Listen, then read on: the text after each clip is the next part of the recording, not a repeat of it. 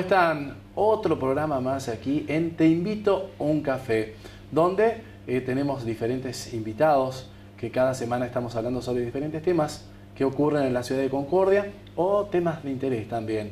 Hoy vamos a hablar de nutrición, vamos a hablar de alimentación, cómo nos estamos alimentando, qué es lo que comemos, qué es lo que llevamos a la mesa a nuestros hijos cada vez que almorzamos o cenamos.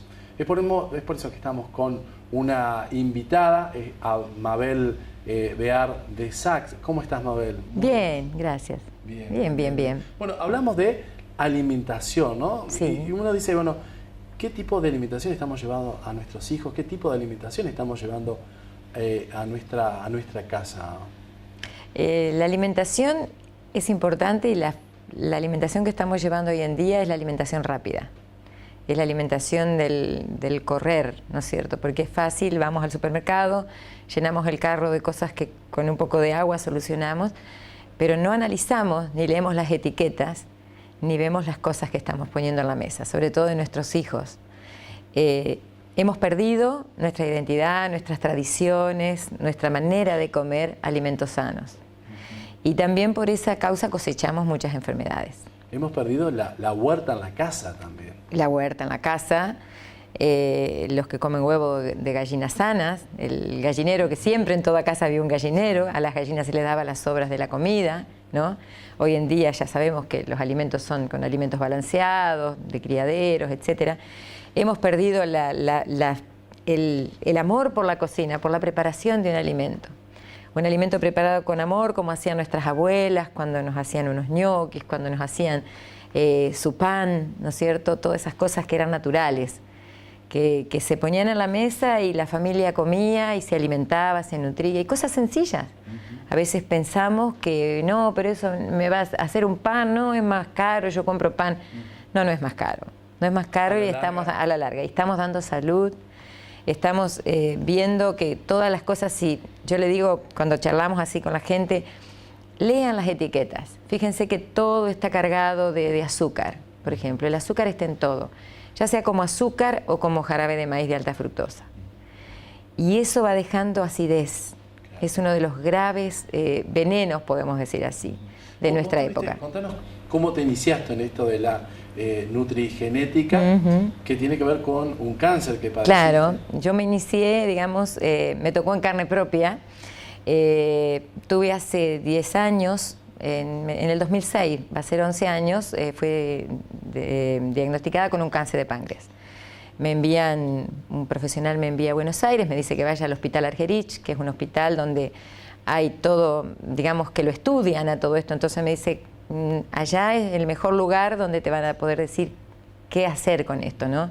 Porque en un primer momento decían no operar, no tocarlo. Había 2 tumores, uno en la cola del páncreas, que era el primario, y una metástasis, ya que había hecho casi igual tamaño en el cuerpo el páncreas. Así que bueno, el médico me dice allá, vaya, que la llamamos y la queremos operar, porque esto yo lo quiero ver afuera. A mí me habían dicho que lo podíamos dejar adentro y que, bueno, digamos, tal vez hacer otros tratamientos, y me dice, no, yo esto lo quiero analizar. Así que bueno, después que pasa todo esto de la cirugía, este médico me dice que él no me iba a hacer quimio ni rayos porque me dejó la cabecita del páncreas, me sacó hasta el cuello, se llama cabeza, cuello y cuerpo y cola, ¿no? Me sacó todo, o sea que dejó apenas un 33%. Y de ahí en adelante fue todo esto, ¿no?, que empecé a aprender. Yo estuve 1 año y medio yendo y viniendo, digamos, al hospital, me vigilaban, pero al año y medio comienza una displasia importante en estómago y unas microcalcificaciones en hígado. Ante la duda si eso estaba avanzando muy rápido, el médico me dice, bueno, en 4 meses hacemos otro estudio y vemos si vamos a la terapia del dolor o ya me habían operado, o sea que era que hacer, no iban a ponerse a sacar estómago o lo demás. Bueno, yo le empecé a pedir mucho a Dios que me mostrara si había una dieta cruda, y ahí es donde empieza mi despertar por el buscar algo natural para ayudarme, ¿no? Claro. Ahí empezás, porque uno cuando tiene estas enfermedades empieza a buscar en internet, empieza a leer libros, empieza a conocer otras historias también. Empezaste en esta búsqueda. Claro, yo era hacía 10 años o más ovo-lacto vegetariana. No comía carne, pero comía huevo, leches, digamos, abusaba del azúcar, porque uno es como que se va al otro lado, ¿no? Piensa que no comer carne solamente es lo bueno. Y entonces ahí es donde yo empecé, dije, bueno, si me tengo que mantener a verduras o a frutas, y esto ayudaría. Y ahí es mi búsqueda, que yo creo que Dios me fue dirigiendo, digamos, para poder encontrar todo esto, ¿no? Estuve unos 3 años con un tratamiento puramente naturista, que si bien fue bueno en su primer momento porque me ayudó con el tema de mi estómago y todo eso. ¿Tenías algún médico, algún nutricionista que te iba guiando? Me iba guiando un profesional que es de acá de la Argentina, pero que no es de acá de Entre Ríos, de la zona de Cuyo. Me iba guiando en todo lo que era la parte de dieta, y con ecografías mensuales, unos aranceles bastante altos cobraba esta profesional. Pero bueno, yo me aferré a eso. Dije, bueno, pongo las pilas, creo que esto tiene la solución. Y bueno, me fue ayudando, porque en el diagnóstico que me habían dado allí, a pasar a esto, ¿no es cierto? Siempre seguía igual con los controles del médico, iba a Buenos Aires a que me viera y me dijo, siga, siga, como diciendo, si usted está... Pero algo muy importante, que es lo que hablábamos fuera de cámara, es la parte emocional. Es cuando uno decide que el cáncer no significa muerte. Y eso es importante. Está instaurado en nuestra sociedad que cáncer significa muerte y nos preparamos para la última etapa. Entonces la gente dice, yo prefiero llegar a este momento bien. No, no, no tenemos que pensar así.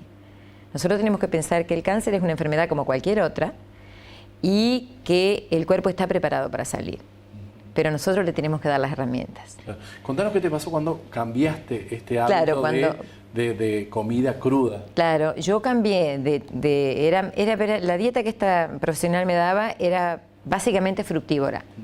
Ella misma se decía fructívora. Entonces, me hizo bien en un primer momento, pero llegado a los 3 años más o menos de que me habían operado, yo empecé a estar, la gente que me conoce me veía muy delgada, muy amarilla últimamente, y un día una cajera de un supermercado me dice, señora, ¿por qué está tan amarilla? Entonces yo lo tomé, no, le digo, como mucha fruta, mire que yo tuve pancreatitis y estaba como usted. Entonces yo lo tomé como un mensaje divino, ¿no es cierto?, que me decía, abrí el ojo, que algo no está bien. Aparte tenía dolores de espalda que yo los ponía, o sea, los justificaba con que, bueno, el estrés o demás. Y ahí empecé a ver si no tenía que buscar otra ayuda de otro profesional o de otro lugar, si estaría haciendo bien ya en ir a tan largo plazo con las frutas, ¿no? Con este tratamiento.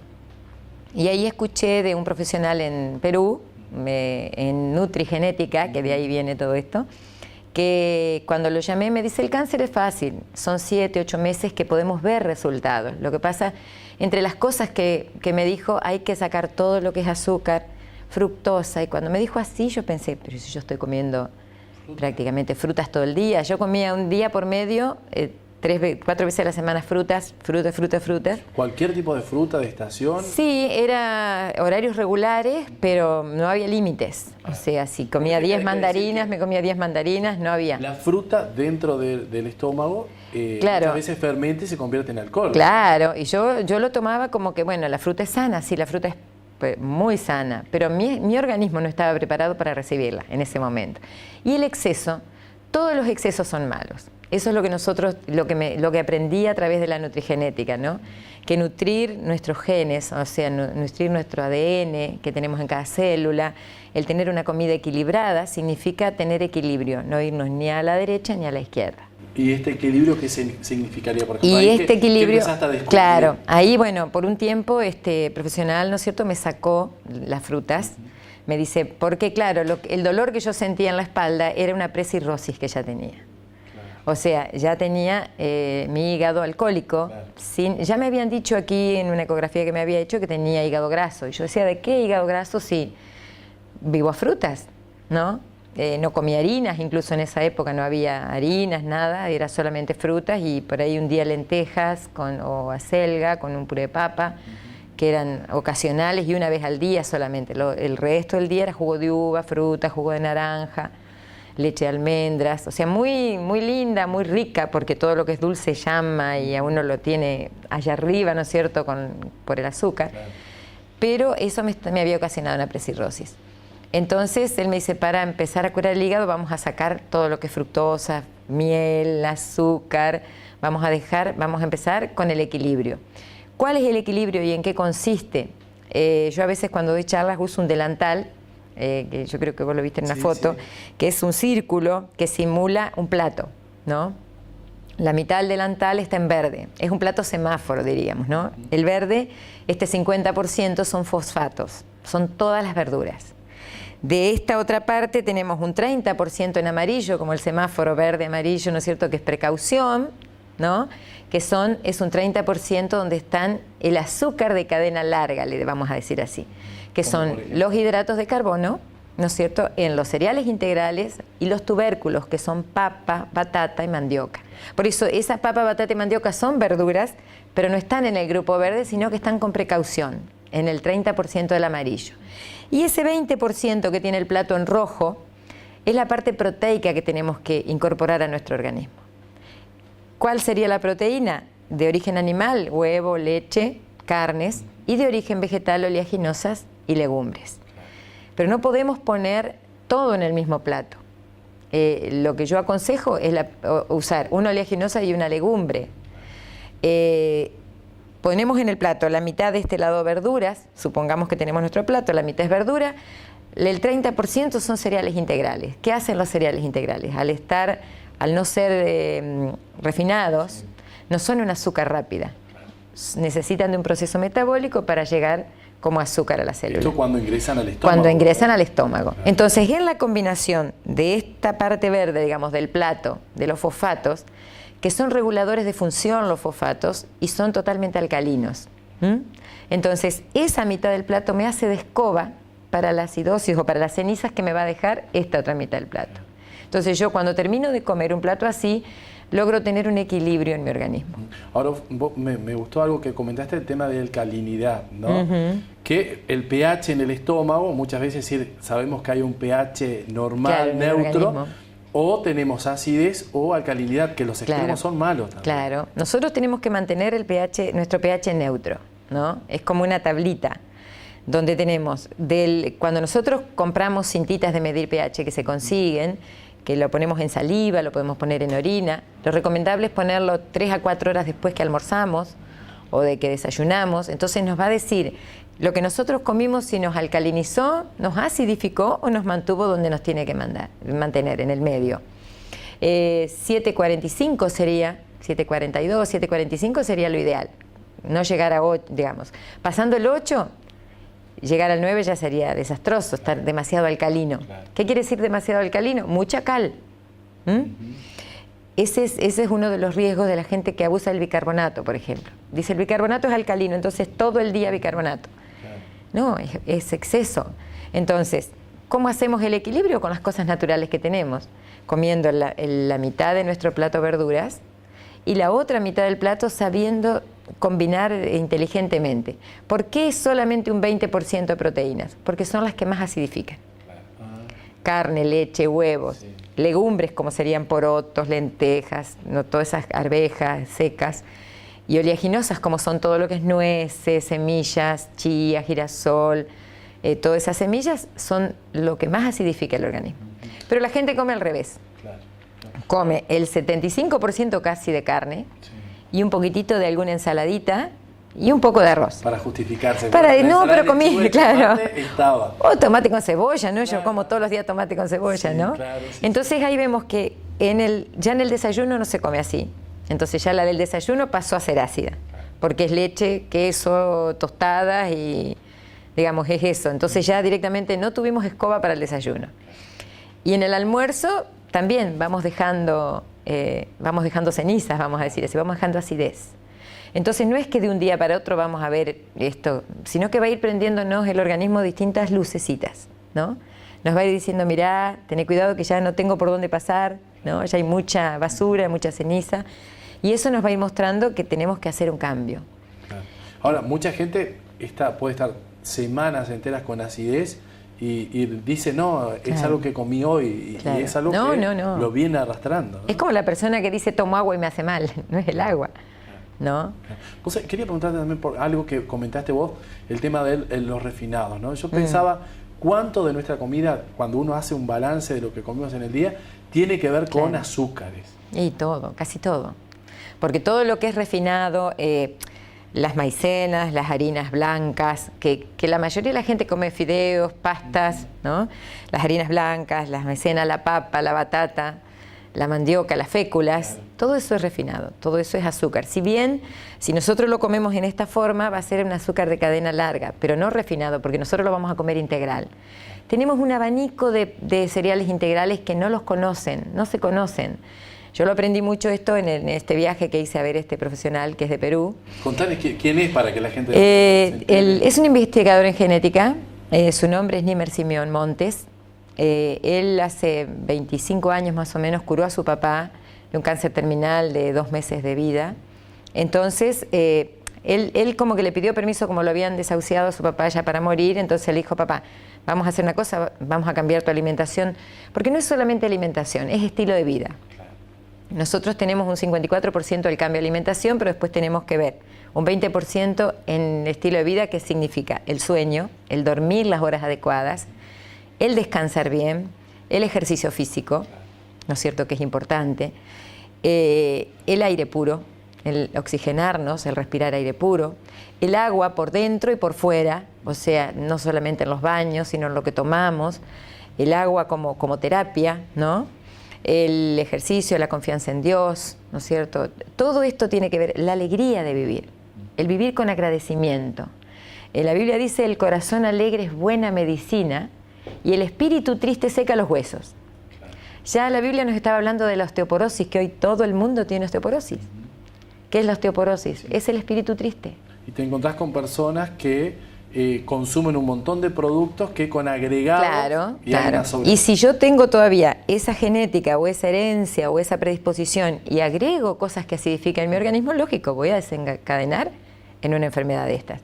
Entonces, este hombre curó a su papá y de ahí empezó cuando fue allá y estaba cada vez mejor, empezaron a venir y así hace 25 años atrás. Ahora, viste que hay muchas veces cuando alguien padece esta enfermedad, empieza a buscar curas milagrosas, claro, ¿no? Y vos me estás dando una receta que es muy simple, muy sencilla. Sí, es solamente equilibrar la comida y el tomar ese 20% del cambio de estilo de vida. Hay solamente un 16% que traemos, que es nuestra genética. Y como siempre lo comentamos, ¿no?, en las charlas donde me invitan y voy, yo le digo siempre, la genética es la pistola cargada que nosotros traemos. Pero el gatillo lo detonamos nosotros con nuestro estilo de vida y con lo que comemos. Yo puedo tener la pistola cargada los 100 años que viva. Si yo no aprieto el gatillo, no va a salir la bala. Entonces, yo no me tengo que preocupar, y es por eso que la gente no tiene que tener miedo a la enfermedad si está dispuesta a hacer un cambio. A algunos le cuesta hacer un cambio de un día para otro. A mí no lo pude pensar, ¿no? No me dio opción. Yo estaba con el agua acá, entonces tenía que sí o sí cambiar. Yo les digo que al mes y medio que había ido a Perú, que había empezado con este tratamiento donde mi desayuno eran verduras, que eso cuesta, ¿no?, en tener mi desayuno verduras, al mes y medio mi color amarillo de las manos habían desaparecido, mi dolor de espalda había desaparecido, el hígado se regenera muy rápido. Y la gente dice, uy, tengo cáncer de hígado, uy, tengo cirrosis o tengo... No tomemos lo que se estila de pensar que eso... El cuerpo también, ¿no? Claro. Para adaptarse y reacomodarse, claro, porque vos estás operado, es que el organismo, claro, con solamente el 33%. Yo tengo solamente el 33% del páncreas y no tomo ni un remedio. Yo no tengo el problema de glucosa, no tengo el problema de diabetes. Yo tenía cuando me hicieron, porque claro, después de un diagnóstico así, uno empieza, ¿no es cierto?, mentalmente, tenía osteoporosis, tenía fibromialgia, tenía colon irritable, estuve por 6 años tomando levotiroxina para hipotiroidismo, se me arregló todo, tuve que empezar a cortar la pastillita por consejo médico, achicar, hasta que desapareció. Tenía nódulos de tiroide que me trataban en Rosario, desaparecieron. O sea, ¿qué hizo mi organismo? Fue curando, fue salvando, fue acomodando lugares donde yo no se lo permitía por mi mal estilo de vida y mi alimentación. Y no era un mal estilo de vida, digamos, era decir, bueno, trabajar demasiado. Ese es otro de los remedios o de las leyes de la salud, ser temperantes con el trabajo, con el estudio, con todo. Tenemos que ser equilibrados. Darle un lugar a cada cosa. Claro. Contame, Mabel, esto de el pan, que es algo que a mí me intrigó cuando me enteré. ¿Cómo es esto este ejercicio de amasar el pan? Claro, este hombre de Perú, él hace todas las masas, hace todo un estudio, hizo todo un estudio sobre las masas madres. Y cuando en lugares donde voy, así que hablo, hay gente grande, se acuerdan de sus abuelas. Porque antes, en la antigüedad, las mujeres, ¿qué hacían? Amasaban el pan para toda la semana, muchas veces, o 2 veces a la semana se amasaba el pan, ¿no? Entonces la mamá, ¿qué hacía? O la abuela, tomaba un trozo de pan, ese último trozo lo tiraba dentro de la bolsa de harina. Ese queda para el próximo amasijo, decían. Claro. Entonces, esa masa que quedaba ahí era la masa madre de ella. Porque no tenían el supermercado ni el negocio para ir a comprar levadura, para ir a comprar lo que ahora, los polvitos que nosotros artificiales echamos, los mejoradores que vienen a nuestro pan. Entonces las abuelas hacían eso y después cuando venían agregaban agua, agregaban lo que ellas querían y hacían de vuelta el pan y siempre guardaban su masa madre. Hoy, ¿cómo lo hacemos nosotros? Se llaman panes de masa madre, donde la masa madre es una combinación de levaduras que viven, que se hace un cultivo simbiótico de microorganismos, de levaduras, y donde eso, mientras más vieja sea la masa madre, más saludable es para nuestro organismo. Porque no nos olvidemos que nosotros en nuestro intestino tenemos también una simbiosis de bacterias, levaduras, hongos que tienen que vivir allí, y mientras más amplio es el abanico, más salud intestinal vamos a tener, más sistema inmunológico bueno vamos a tener. Entonces, en esa masa madre nosotros estamos haciendo un prebiótico, no un probiótico, un prebiótico para nuestra salud intestinal. Ayuda a sintetizar mejor las grasas, los azúcares, ayuda a bajar el colesterol, todo lo que es la masa madre. Pero el pan que hacemos, que el que vos te referías, es cuando nosotros hacemos la masa madre, guardamos siempre un pedazo, pero cuando nosotros amasamos la masa, hacemos la primera masa madre y amasamos la masa con nuestras manos en el ambiente donde nosotros elegimos, le aportamos a la masa madre nuestras levaduras. Entonces, hasta en ese proceso podemos nosotros ver cómo estamos adentro, porque hemos hecho pruebas, ¿no es cierto?, usando un salón donde había una mesa para 20 personas, les hemos dado a todo el mismo kilo, la misma marca harina, la misma marca, porque se pone 1 kilo de harina, 5 gramos de levadura Saccharomyces, digamos, yo uso la en polvito, sí. Podemos usar la prensada también, pero son 5 gramos, una cucharadita de azúcar integral, que es para hacer activar la levadura, y después el agua cantidad necesaria, que son 500, 600, de acuerdo a la humedad, también tiene que ver de la mano del que lo hace. Se hace una masa, que eso no es pan, es masa madre. Se hace una masa, hace la masa, y en esas pruebas que hicimos dejábamos a las personas que pongan su masa dentro de un bol, con una bolsa, ¿no es cierto?, para que no haya afecte, y al otro día, después de 24 horas o después de 15 horas en adelante, íbamos a mirar. Algunas habían reventado, sí, algunas habían reventado cuando las bolsas reventaban. Otras estaban totalmente muertas. Uno miraba y esa masa ni se había levantado. Otras estaban bien parejas, digamos, como tiene que ser. Otras estaban con puntos de colores, que la gente había aportado en sus levaduras. Y otras estaban grises, masas grises, con gente que tiene mucho plomo. Claro. En su organismo. En su organismo. Claro, porque la piel es el órgano más grande del cuerpo. Claro. Y por eso es la importancia de ese estilo de vida que yo decía, del ejercicio, de los baños, de tomar el agua como una hidroterapia, ¿no es cierto?, como algo que nos ayude a sacar toxinas de adentro, ¿no? Y el ejercicio para ayudar a activar también los líquidos que se expulsen, ¿no? Entonces tenemos la orina, tenemos la piel, y ahí en la piel nosotros veíamos cada uno. Pero yo lo que les hacía que cada uno tome su bolsa, abajo le poníamos de la bolsa una etiqueta, o sea que nadie sabía de quién era la masa. Claro. Y ahí, por ejemplo, ¿cuáles son las harinas para preocuparse? Porque me imagino que esa gris... Claro, no, eso era masa madre, todo con harina común, claro, ¿no? Sí. Después, ¿qué hacemos? Nosotros a esa masa madre 3 días la cultivamos. Sacamos la mitad, si queremos la descartamos, y a la mitad que nos queda en el bol, le volvemos a agregar harina común, sí. Y le volvemos a agregar solo agua y la amasamos de vuelta y la dejamos cultivar otro día más. Hacemos eso 3 veces. Al tercer día podemos decir que ya tenemos una masa cultivada de 3 cultivos y la guardamos en la heladera para cuando queremos hacer pan. Claro. Pero en la primera es donde se observan más lo que nosotros le aportamos. Claro. Cuando yo le decía a la gente, rompan la bolsa y huélanse, había distintos olores, ninguna tiene el mismo olor. O sea, todos tenían los olores de lo que nosotros tenemos adentro. Claro, los minerales que están... De todo, de las toxinas. Las toxinas, claro. De las toxinas. Entonces, a veces hasta es bueno hacer una masa madre cada tanto uno, para ver cómo está, ¿no? Claro. Pero lo importante es que cuando uno empieza a desintoxicarse y a mantenerse alcalino, uno va viendo cómo su pan mejora. Entonces al principio dicen, uy, pero mucha gente me decía, la tiré. Claro. La tiré porque eso era horrible. No, no tenemos que tirarla. En ese caso, cuando la masa está así o gris o muy fermentada con mucho olor a alcohol, había gente que hacía así y se mareaba. Tenía que sentarse porque otros tenían olor al quite esmalte de las uñas, sí. Acetona, sí. Un olor acético completo. Otros tenían olor, o sea, son muy pocos hoy en día los que realmente tenían un pH equilibrado, digamos, ¿no es cierto?, como para tener bien su masa. Entonces, cuando tenemos un problema así, el primer tiempo nosotros aconsejamos que se use un huevo. En esa mitad de masa que se va a ocupar para hacer el pan, que se ponga un huevo. Entonces, esas levaduras, digamos, fermentativas, con la proteína del huevo, se transforman químicamente y la podemos ocupar. Pero no a la masa madre, el huevo al pan. La masa madre la volvemos a guardar.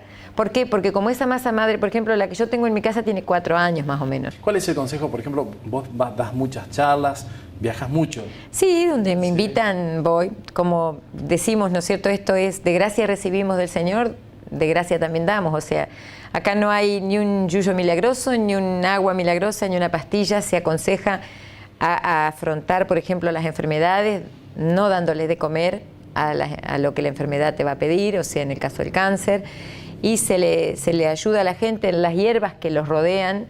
No necesito irme a buscar una hierba a la China ni a nada, yo tengo acá en mi hábitat las hierbas que me van a ayudar. Claro. Y bueno, y donde nos invitan y nos pagan el pasaje, claro, generalmente, porque en Chile hay un grupo también que lo está haciendo. Bueno, vos me dijiste algo interesante, esto de las hierbas que nos rodean. Los pueblos originarios conocen muy bien de esto, claro, y conocían también cada especie para qué utilidad se le podía dar, claro, también para nuestro organismo. Claro, ¿verdad? Y bueno, volvemos a las abuelas. También. Estaban los chicos un poquito enfermos, un tecito de paico, claro, ¿no? Un tecito se le hacía un tecito de esto para tranquilizarlo, un poquito de menta.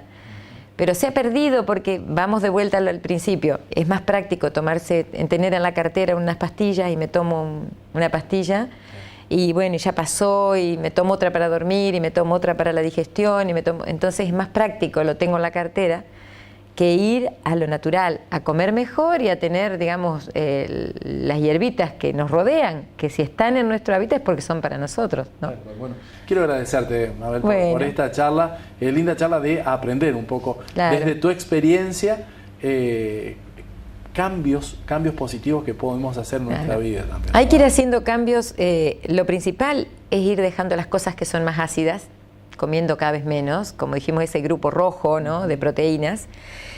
Ir a lo integral, todo lo que son cereales y bueno, tubérculos, pero los cereales integrales, y comer siempre el 50, o 60, o 70% de nuestra comida que sean verduras, que tienen fibra. Exacto.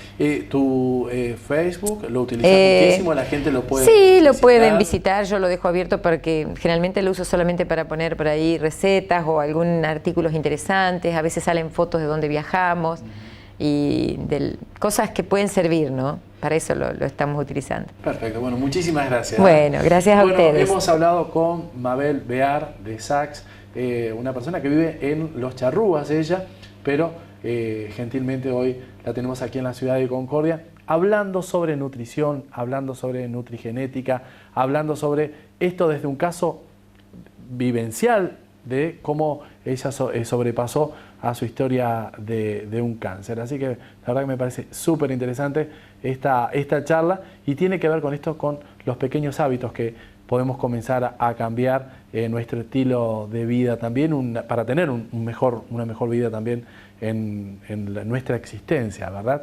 Así que bueno, nos encontraremos en otra edición la semana próxima con otro invitado, con otro tema, aquí en esto que es Te invito a un café. Muchísimas gracias.